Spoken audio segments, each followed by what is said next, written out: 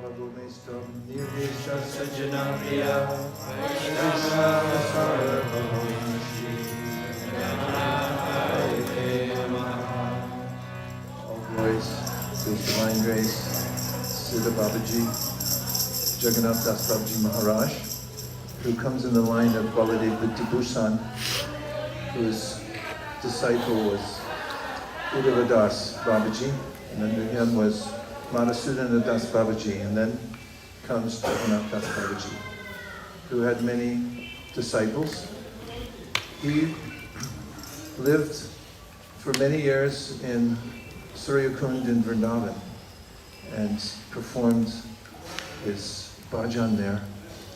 And then, feeling himself dependent on the mercy of Lord Gaura, he moved here to Navadvip and did his bhajan here.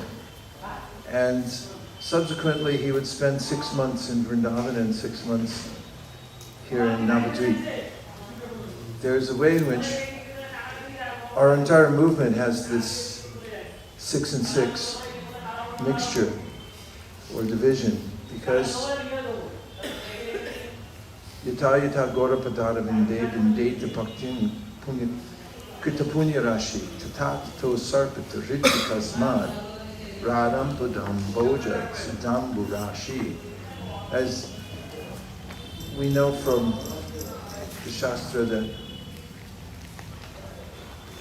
when one worships Lord Caitanya Mahāprabhu with sincerity, then there's a natural way in which the tide of emotion in service for Srimati Radharani awakens within one's heart.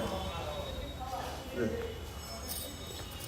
aspiration to enter into Vraj Bhakti is highly exalted. And the great Vaishnavas like Jagannāth Dās Bābājī Mahārāj show us that in Kali Yuga, it's more important to worship Lord Caitanya Mahāprabhu, because he is the one who's freely distributing the mood of Vrindavan by nature, because Shri Krishna Chaitanya Radha Kṛṣṇa Nahi Anya, as was the revelation of Ramananda Roy in his service to Sri Chaitanya Mahaprabhu, who revealed to him that he's the combined form of Radha and Krishna. Therefore, he is known as the deity for all Paramahamsas. And he's also the most merciful in that Vraj Bhakti is hardly approachable by those in Kali Yuga who are contaminated by the very nature of the age. But we find in the Srimad Bhagavatam, Karvajana Muni says, Kalim Sabhajayantya Yagunagya Sarabhagina Yatra Sankirtanena Eva Sarva Swarto Bilabhyate. Any desire one has to attain the lotus feet of the Lord, of course in any form, because as we see from Chaitanya Mahaprabhu's pastimes, those like Murari Gupta had special affinity for Ramchandra. They could attain the perfection of that by worshipping Sri Chaitanya Mahaprabhu, because he is Krishna himself, but with the combination of Srimati Radharani. And Karvajana Muni then says, Kalam Sabhajayantya Gunagya Sarabhagina.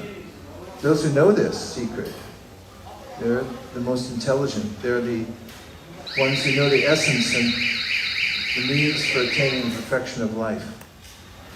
And Sarva Swarto Bilabhyate. In Kali Yuga, one should worship the opportunity, or one should rejoice in the opportunity, that simply by worshipping Sri Chaitanya Mahaprabhu through the process of Sankirtan in this age of Kali Yuga, then one can attain the highest perfection, coming to the position of Vraj Bhakti. We notice that Prabhupada, when he commissioned his artists, rendered for the world the split screen, meaning on top we have the Rasa Lila, and then you split the screen on the bottom, you see the Sankirtan, Sri Chaitanya Mahaprabhu and his associates. The implication is they're the same thing. And in Sri Brahma Samhita, Śrīla Bhaktisiddhanta Saraswati Ṭhākur explains how the devotees of Lord Gaura, they reside simultaneously in Vrindavan. But of course, he also goes on to say that it's very individual. Some, although they understand the connection between Radha and Krishna and Sri Chaitanya Mahaprabhu, some are more inclined towards Radha and Krishna.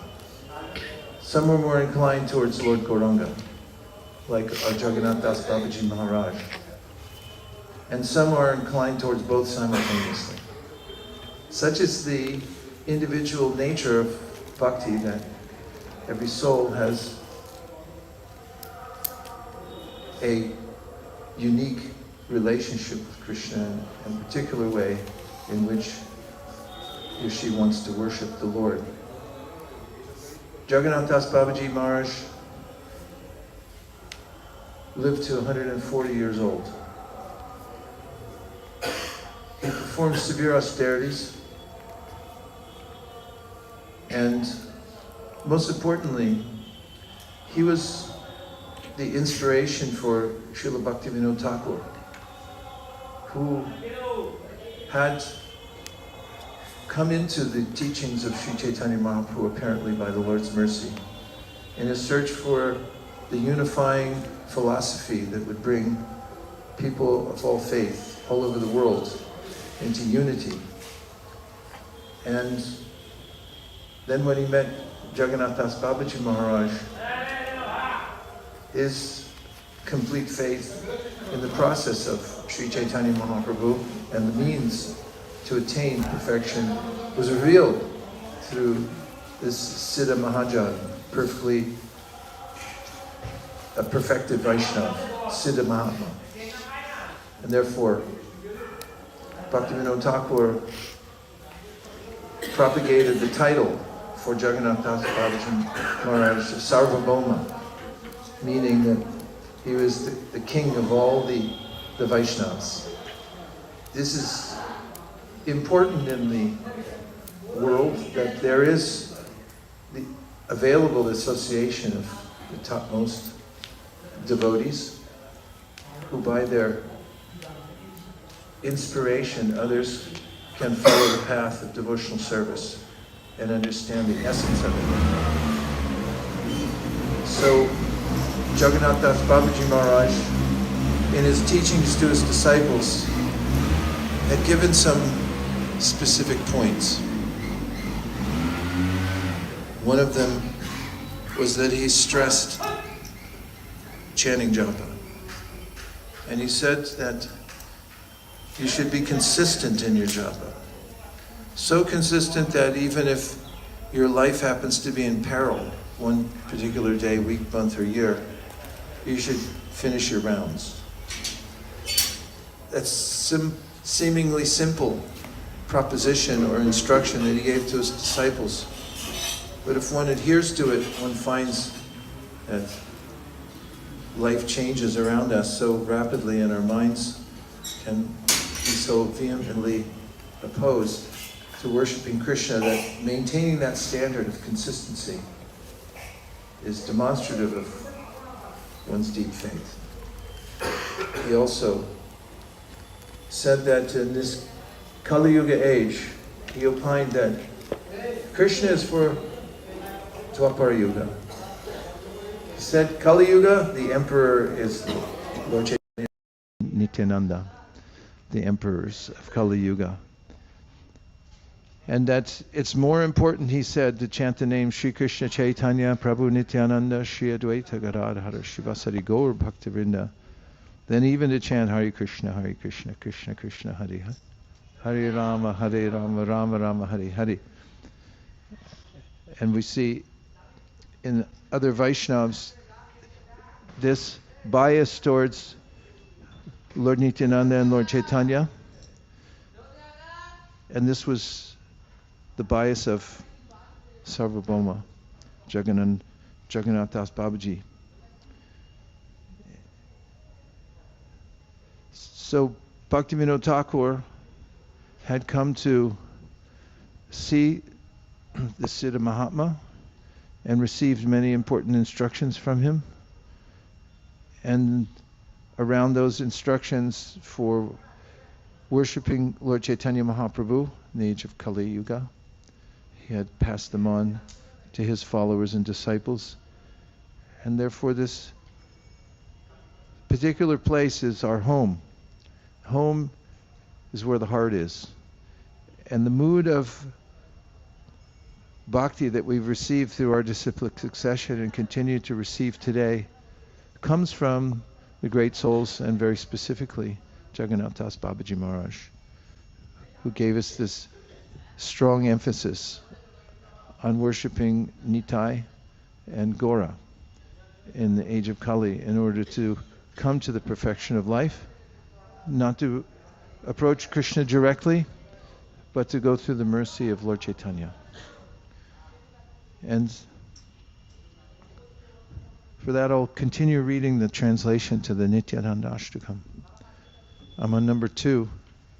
I perpetually worship Sri Nityananda Prabhu, the root of the Krishna Bhakti tree, who is the mainstay of all the rasas, who is everything to his devotees, who is beyond compare, who is the master of both Vasudha and Janava Devi, who consider him more dear than their own lives, who is always maddened in Krishna prema, and who is unknown only to those of meager intelligence. I perpetually worship Sri Nityananda Prabhu, the root of the Krishna Bhakti tree, who is very dear to Sri Sachinandan, who is worshipped by the entire universe, who is the embodiment of happiness, who possesses infinite mercy for delivering the souls who are drowning in the age of Kali, and who by the performance of Sri Harinam Sankirtan thwarts the progressing false pride of the ocean of repeated birth and death. Do you all know this ashtakam? Have you chanted this up in Portland? Pardon me? Last year. Looks like you already memorized it from last year, right? No? I perpetually worship Sri Nityananda Prabhu, the root of the Krishna Bhakti tree, who said to Sri Chaitanya, "Hey, brother Gaurāṅga, what will be the destination of the sinful souls of Kali Yuga, and how will they be redeemed? Please devise a method by which they will easily attain you." You can read along if you like. I perpetually worship Sri Nityananda Prabhu, the root of the Krishna Bhakti tree, who wandered around Bengal and approaching the door of each and every home, raised his arms up high and exclaimed, "O brothers, all of you should eternally perform Sri Harinam Sankirtan together. By doing so, I will take the responsibility to deliver you all from the ocean of material existence." I eternally worship Sri Nityananda Prabhu, the root of the Krishna Bhakti tree, who is the Agastya Muni, who forcibly swallows the ocean of repeated birth and death, who is a rising full moon which increases the ocean of the saintly person's welfare, and who is a sun which dissipates the darkness of ignorance cast by the various classes of miscreants.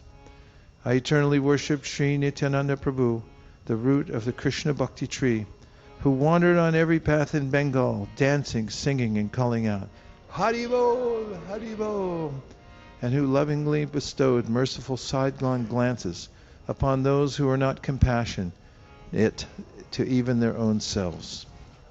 I perpetually worship Sri Nityananda Prabhu, the root of the Krishna Bhakti tree, who held the supremely soft lotus hand of his brother Sri Gaurāṅga Mahaprabhu, whose heart became filled with the highest bliss when the two brothers gazed into each other's faces, and who wandered here and there, delighting the townspeople with their sweetness. May Sri Nityananda Prabhu place his lotus feet in the heart of one who lovingly recites this unprecedented Nityanandashtakam, which is the reservoir of rasa, greatest treasure of the most exalted rasika Vaishnavas, and the storehouse and essence of bhakti. And if you'll turn to near the last page of this book, you find the verse, Yata Yata Gora Padara Vinde, 297. From Prabodhananda Saraswati in the Sri Chaitanya Chandamrita, Yata yata gaura padara vinde, vindeta bhaktim krita punya rashi, tata tato sarpati hridya kasmad, rada padambo jasudambarashi. Yata yata gaura padara vinde, vindeta bhaktim krita punya rasi, tata tato sarpati hridya kasmad, Radha Padambo Jasudambarashi. To the degree that one surrenders to Lord Chaitanya's service, to that degree one attains qualification for the service of Radharani's lotus feet in Vraja. And now I will read a section from the Upadeshamrita so we can hear Prabhupada's voice. And Rupa Goswami gives this directive of how to honor devotees. He says one should mentally honor the devotee who chants the holy name of Lord Krishna. One should offer humble obeisances to the devotee who has undergone spiritual initiation, Diksha, and is engaged in worshipping the deity. And one should associate with and faithfully serve that pure devotee who is advanced in undeviated devotional service and whose heart is completely devoid of the propensity to criticize others. In order to intelligently apply the sixfold loving reciprocations mentioned in the previous verse, one must select proper persons with careful discrimination. Srila Rupa Goswami therefore advises that we should meet with the Vaishnavas in an appropriate way according to their particular status. In this verse he tells us how to deal with three types of devotees: the Kanishta Adhikari, Madhyama Adhikari, and Uttama Adhikari. The Kanishta Adhikari is a neophyte who has received the Harinam initiation from the spiritual master and is trying to chant the holy name of Krishna. One should respect such a person within his mind as a Kanishta Vaishnav. A Madhyama Adhikari has received spiritual initiation from the spiritual master and has been fully engaged by him in the trance of the loving service of the Lord. The Madhyama Adhikari should be considered to be situated midway in devotional service. The Uttama Adhikari, or highest devotee, is one who is very advanced in devotional service. An Uttama Adhikari is not interested in blaspheming others. His heart is completely clean, and he has attained the realized state of unalloyed Krishna consciousness. According to Srila Rupa Goswami, the association and service of such a Mahabhagavata, or perfect Vaishnav, is most desirable. One should not remain a Kanishta Adhikari, one who is situated on the lowest platform of devotional service and is interested only in worshipping the deity in the temple. Such a devotee is described in the 11th canto of Srimad Bhagavatam 11-47. Acharyam me baharaye, pujam yashraraye hate, natad bhakteshu chanyeshu, sabhakta prakrita smrita. A person who is very faithfully engaged in the worship of the deity in the temple, but who does not know how to behave toward devotees or people in general, is called a prakrita bhakta or kanishta adhikari. One therefore has to raise himself from the position of kanishta adhikari to the platform of madhyama adhikari. The madhyama adhikari is described in Srimad Bhagavatam 11:2-46 in this way: Ishvare tadadineshu balisheshu dusatsucha prema maitri kripopeksha yakaroti samadhyama. The madhyama adhikari is a devotee who worships the Supreme Personality of Godhead as the highest object of love, makes friends with the Lord's devotees, is merciful to the ignorant, and avoids those who are envious by nature. It's a test to see if you can hear under adverse circumstances. Can you still hear?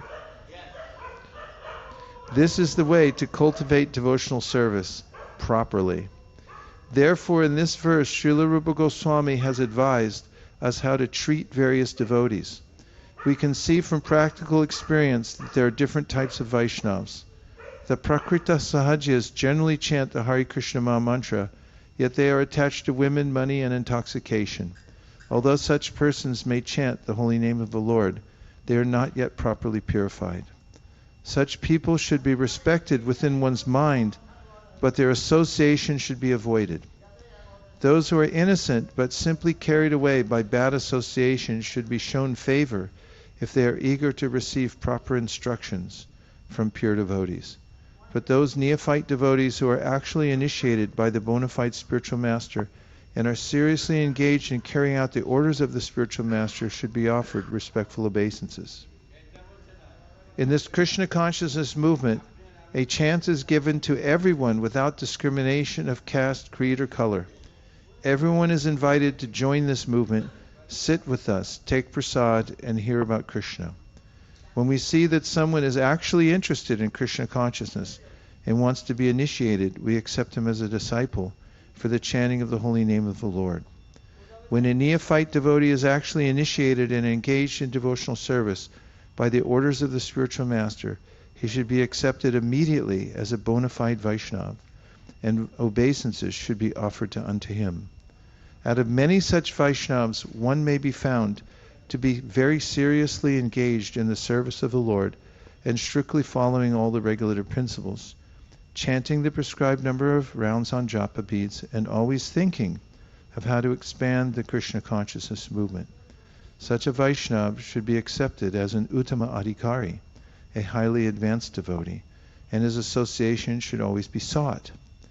The process by which a devotee becomes attached to Krishna is described in Chaitanya Charitamrita Antya 4.192. Diksha Kali Bhakta Kari Atma Samarpana, She Kali Krishna Tari Kari Atma Sam. At the time of initiation, when a devotee fully surrenders to the service of the Lord, Krishna accepts him to be as good as himself. Diksha, or spiritual initiation, is explained in the Bhakti Sandarbha by Śrīla Jiva Goswami. Divyam Jnanam Yato Dadyat Kuryat Papa Sasankshayam Tasmat Diksheti Sa Prokta Deshikais Tattvakovidai. By Diksha, one gradually becomes disinterested in material enjoyment and gradually becomes interested in spiritual life. We have seen many practical examples of this, especially in Europe and America. Many students who come to us from rich and respectable families quickly lose all interest in material enjoyment and become very eager to enter into spiritual life. Although they come from very wealthy families, many of them accept living conditions that are not very comfortable. Indeed, for Krishna's sake, they are prepared to accept any living condition as long as they can live in the temple and associate with Vaishnavas. When one becomes so disinterested in material enjoyment, he becomes fit for initiation by the spiritual master. For the advancement of spiritual life, Srimad Bhagavatam 6.113 prescribes tapasya brahmacharyena shamena cha damena cha. When a person is serious about accepting diksha, he should be prepared to practice austerity, celibacy, and control of the mind and body. If one is so prepared and is desirous of receiving spiritual enlightenment, divyam jnanam, he is fit for being initiated. Divyam jnanam is technically called tadvijnana, or knowledge about the Supreme. Tadvijnanartam sa gurum ibabhigachet. When one is interested in the transcendental subject matter of the Absolute Truth, he should be initiated. Such a person should approach a spiritual master in order to take diksha. Srimad Bhagavatam 11.3.21 also prescribes, Tasmad gurum prapadyeta jignasu shreya uttamam. When one is actually interested in the transcendental science of the Absolute Truth, he should approach a spiritual master. One should not accept a spiritual master without following his instructions, nor should one accept a spiritual master just to make a fashionable show of spiritual life. One must be jignasu, very much inquisitive to learn from the bona fide spiritual master. The inquiries one makes should strictly pertain to transcendental science, jignasu shreya uttamam. The word uttamam refers to that which is above material knowledge. Tama means the darkness of this material world, and ut means transcendental. Generally, people are very interested in inquiring about mundane subject matters, but when one has lost such interest and is simply interested In transcendental subject matters, he is quite fit for being initiated. When one is actually initiated by the bona fide spiritual master, and when he seriously engages in the service of the Lord, he should be accepted as a Madhyama Adhikari. The chanting of the holy name of Krishna is so sublime that if one chants the Hare Krishna Mahamantra offenselessly, carefully avoiding the 10 offenses, he can certainly be gradually elevated to the point of understanding that there is no difference between the holy name of the Lord and the Lord himself. One who has reached such an understanding should be very much respected by neophyte devotees. One should know for certain that without chanting the holy name of the Lord offenselessly, one cannot be a proper candidate for advancement in Krishna consciousness. In Sri Chaitanya Charitamrita it is said, Jaha komo shraddha sheka nishta jan, krame krame teho bhakta hoibe uttam.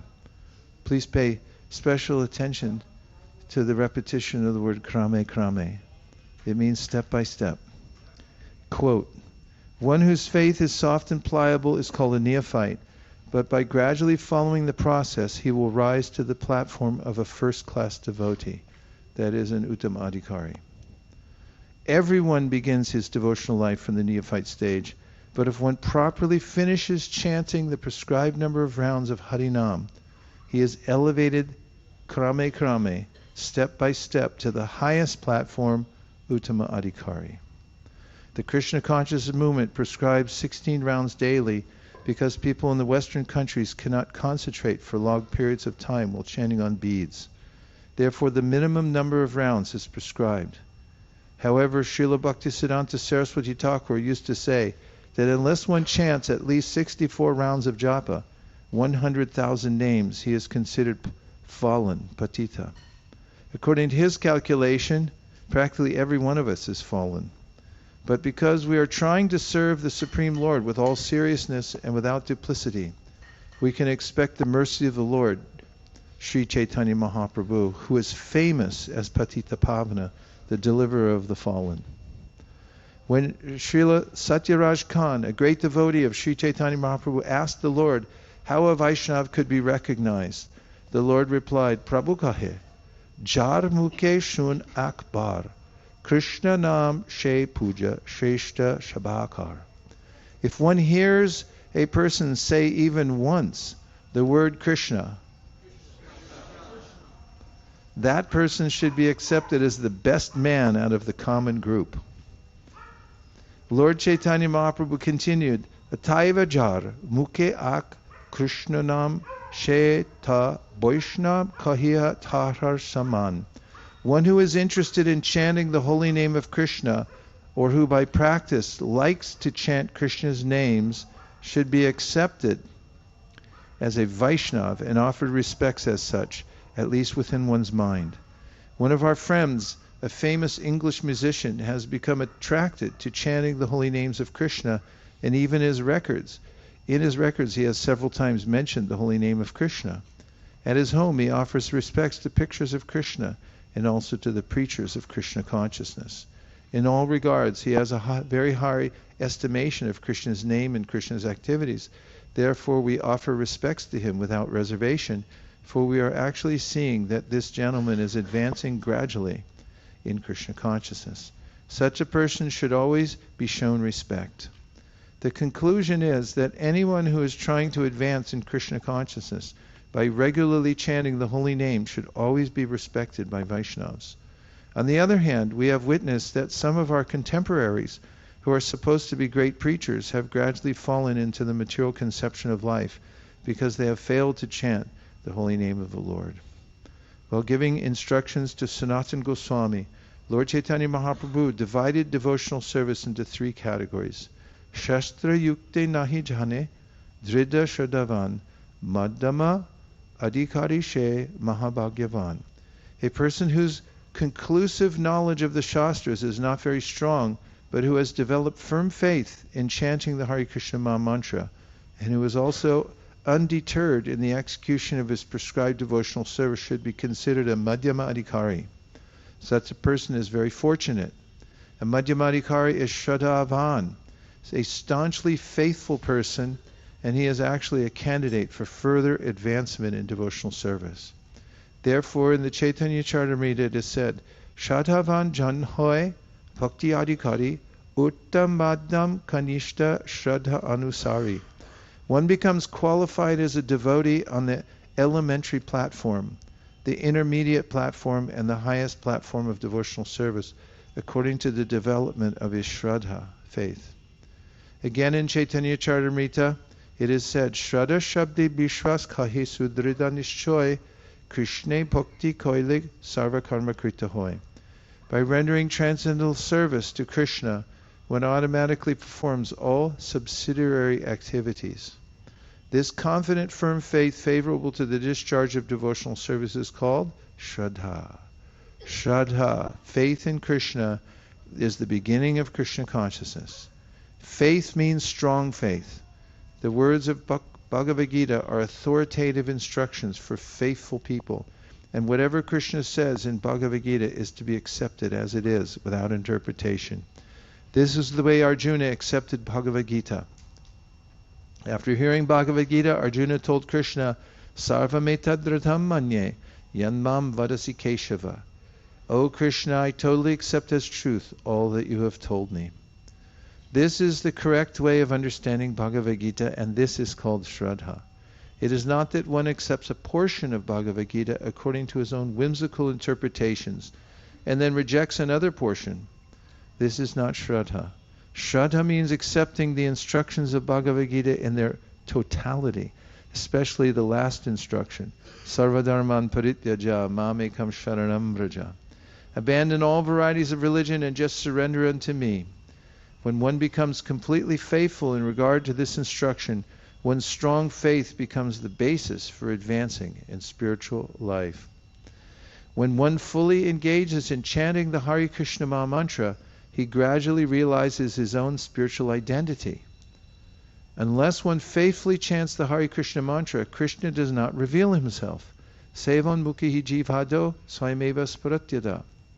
We cannot realize the Supreme Personality of Godhead by any artificial means. We must engage faithfully in the service of the Lord. Such service begins with the tongue, Sevan mukhi jivhado, which means that we should always chant the holy names of the Lord and accept Krishna Prasad. We should not chant or accept anything else. When this process is faithfully followed, the Supreme Lord reveals himself to the devotee. When a person realizes himself to be an eternal servitor of Krishna, he loses interest in everything but Krishna's service.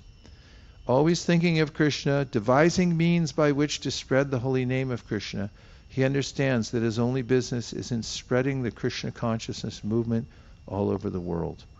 Such a person is to be recognized as an Uttama Adhikari, and his association should be immediately accepted according to the 6 processes, Dadati, Pratigranati, etc. Indeed, the advanced Uttama Adhikari, Vaishnava devotee, should be accepted as a spiritual master. Everything one possesses should be offered to him, for it is enjoined that one should deliver whatever he has to the spiritual master. The brahmachari in particular is supposed to beg alms from others and offer them to the spiritual master.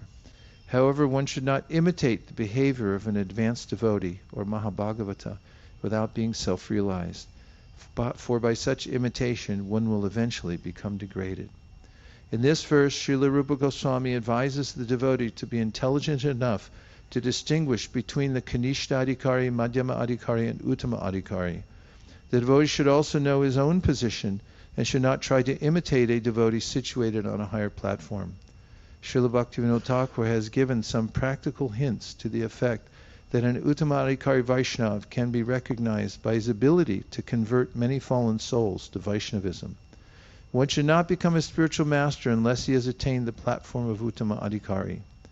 A neophyte Vaishnava or a Vaishnava situated on the intermediate platform can also accept disciples, but such disciples must be on the same platform, and it should be understood that they cannot advance very well toward the ultimate goal of life under his insufficient guidance. Therefore, disciples should be careful to accept an Uttama Adhikari as a spiritual master. Om Tat Sat. Yes.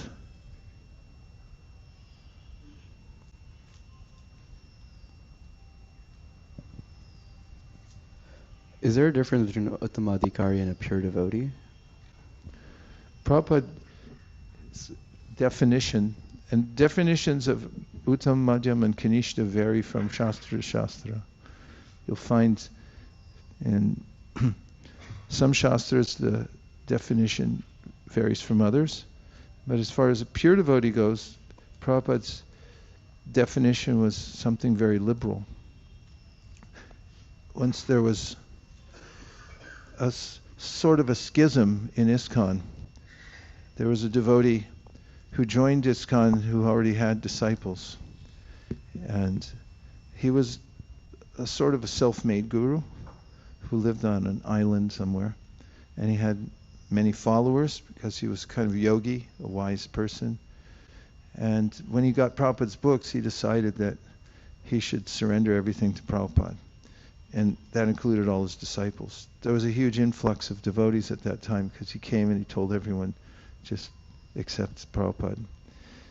And then later on, there was a sort of bias amongst some people who were following Prabhupada, following ISKCON, but they also had more of an inclination towards this particular person.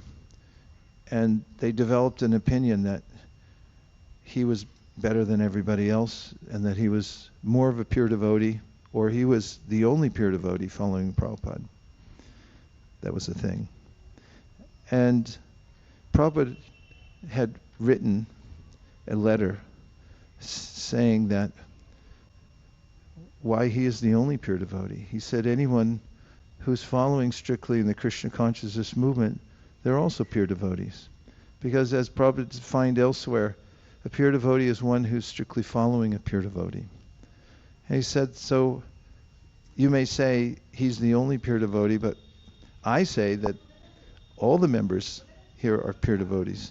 And he said, Prabhupada said, they'll all go back to Godhead also. And in that letter, he gave a kind of humorous comment. He said, this one will go back to Godhead, that one will go back to, paraphrasing. He said, they'll all go back to Godhead except Mr. Nair. He must stay here in the material world. That was during the time when Prabhupada was battling against the Nairs who were trying to thwart his acquisition of the property for the Bombay temple.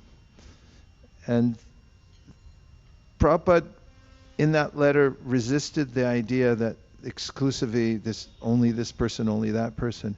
In fact, we find in Nityānanda Dās Bābājī's bhajan, Gaurāṅga Duty Pada, he describes how those who are the eternal associates of the Lord are considered to be Nityasiddhas.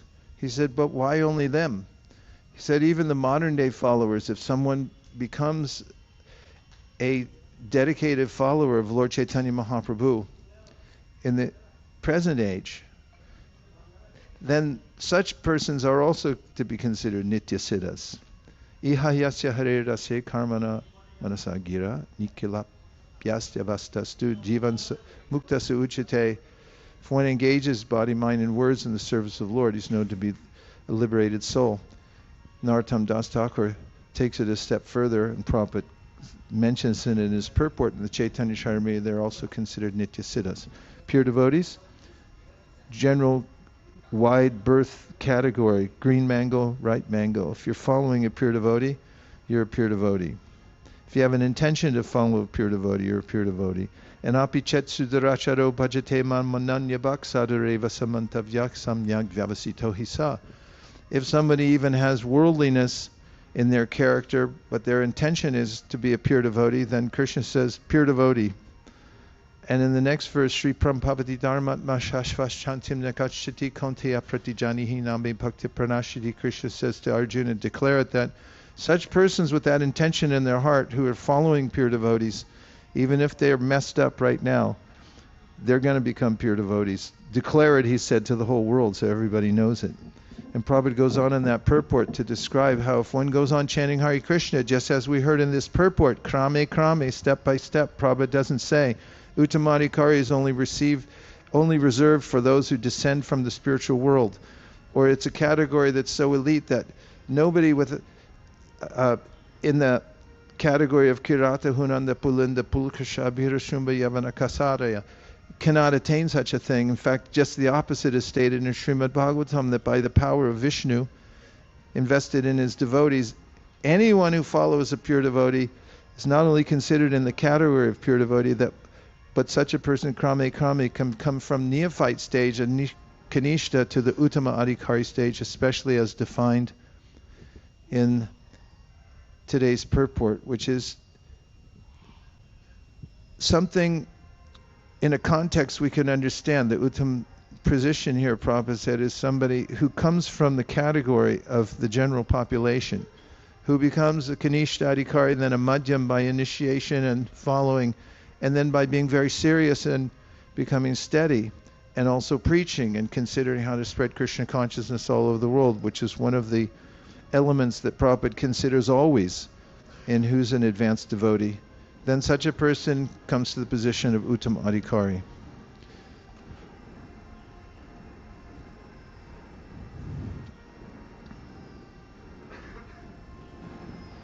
The purport, Prabhupada says that one should accept Uttama Adhikaris as their gurus to make advancement, because otherwise they'll only make advancement to an intermediate stage.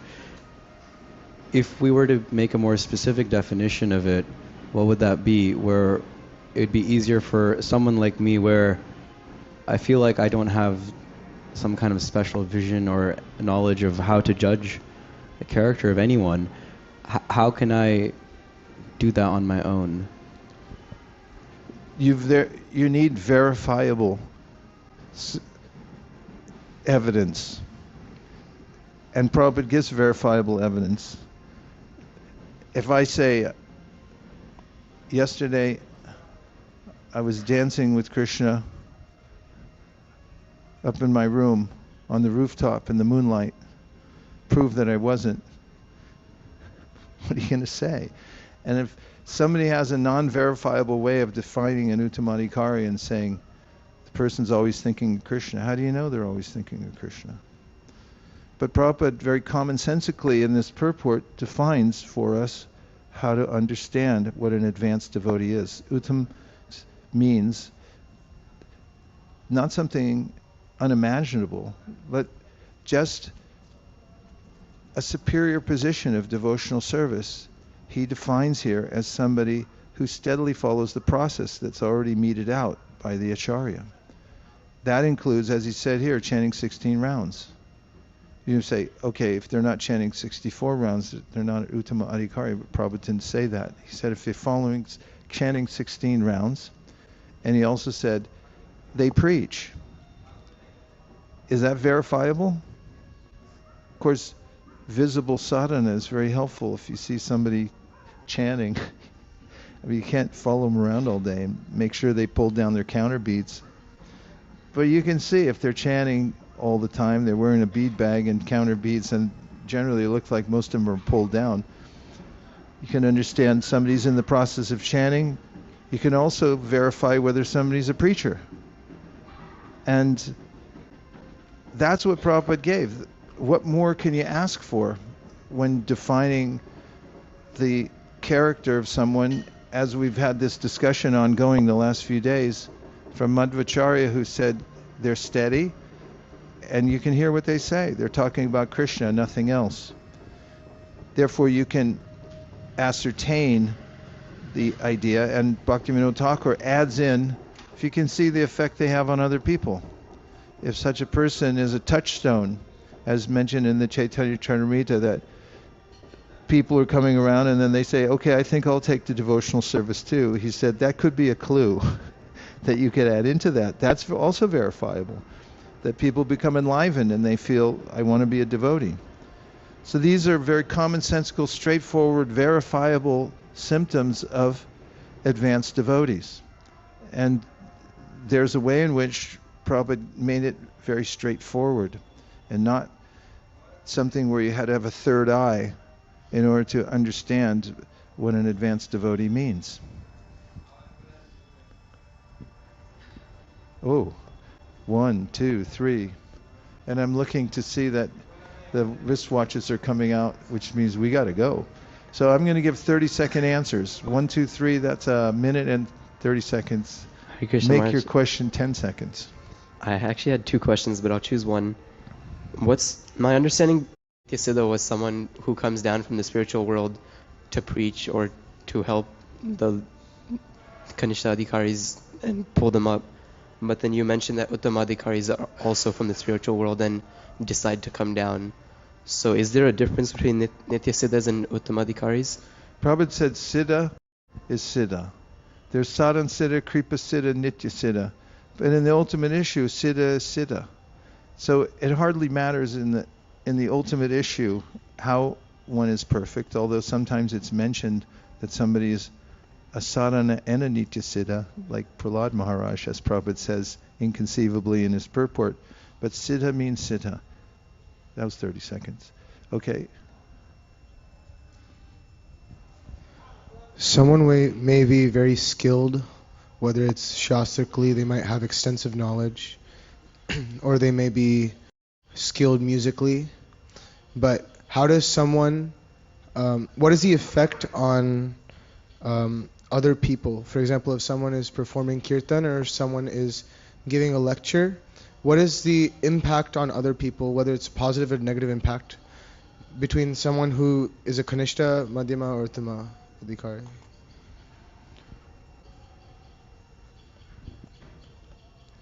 Vaishnava Mukund Girna Tam Harikatom Brikram Shavanan Navikartavyam Sarpochista Yata Paya. Starting with an analogy that we find in the Shastra, that if somebody's not a Vaishnav but is chanting and hearing, then not only does it not have a positive effect, it has a negative effect.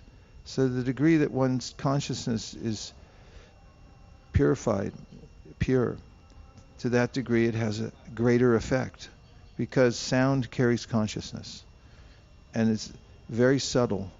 But if somebody has pure intentions and they say something, and somebody has a profit motive when they're chanting, or they're chanting, but if you translated it with a new app you get on your iPhone, what is their real intention? And they're singing, look at me, look at me, look at me, everybody look at me. Then the effect is different. And that's verified by Prithu Maharaj, who says that when devotees who are completely pure to the core of their heart speak about Krishna or chant Hare Krishna, then it's as if the sound vibration touches Krishna's lotus feet and it mixes with the particles of saffron that are there. And poetically, when they go into our ear, they have this systemic effect on us that I'd like to be a devotee too. It moves us, and what the person says has even more effect. That was a minute, 3 minutes. Vaishnavam Mukund Girnam Putam Harikatamritam. It's in your Prabhupada Shloka book. If you don't have one, anybody who doesn't have one, I'll get you one before you leave. See me afterwards, or make a list, and I would like to bequeath a Prabhupada Shloka book for anyone who doesn't have one yet. Okay, the last question, and then we got to go. Who was the third? Oh, yes. When Prabhupada talked about Yajna and Uttamam and how that someone who's like that is fit for initiation, does that include people who inquire about Shreya, who haven't accepted that Shreya Uttamam can only be found in Krishna consciousness? Yeah, they're not qualified for initiation. The qualification for Harinam initiation is Shraddha. And Shraddha means that you have exclusive faith in Krishna. Krishna's not a thing, he's the thing. That's the difference. 2 little words, a and the. So that's, when somebody comes to that point, they have this clear understanding that although there are many other ideas, the only idea ultimately is Sarvadharman Parityaja, Mamekam Sharanam Vraja. Surrender to the Supreme Personality of Godhead. Does that help? Yeah. Okay. Now, if you get a chance, which I hope you will, you can go back here and take a sharp left and then another left. And there's a tree back there that that Śrīla Jagannāth Dās Bābājī Mahārāj used to sit under to chant and take darshan of the Ganga, and every afternoon. I feel it very potent to put your head on the branch of that tree that hangs down and make a prayer that you can be steady in chanting as he advised all of us to do. Even if there's peril to one's life, you should still finish your rounds. If you could take that to heart, Dhridavrata, in the chanting of the holy names, everything else is possible. One can start from the neophyte stage and come to the highest level. Dear Srila Prabhupada, dear Śrī Caitanya Mahāprabhu, Srila Jagannāth Dās Bābājī Mahārāj, if you so desire, please instill in our hearts a sense of determination to finish our rounds every day, despite the weather, despite the final exam month, some exceptions of making it up the next day. And in any condition of life, please let us complete our rounds with sincere endeavor. Thank you for considering our request. Om Tat Sat. Everyone agrees with this prayer in whole or in part, please say Hare Krishna. Vanchakalpadrishcha kripasindhavevacha patitanam pavanebhyo vaishnavebhyo namo namaha. Now, after we take darshan here, darshan is open. A very sweet, beautiful darshan here. Then please take darshan of the tree, and then we're going to get back in our mad chariots and make a race towards Dharmeshwara Mahaprabhu. Vanchakalpadrishcha kripasindhavevacha patitanam pavanebhyo vaishnavebhyo.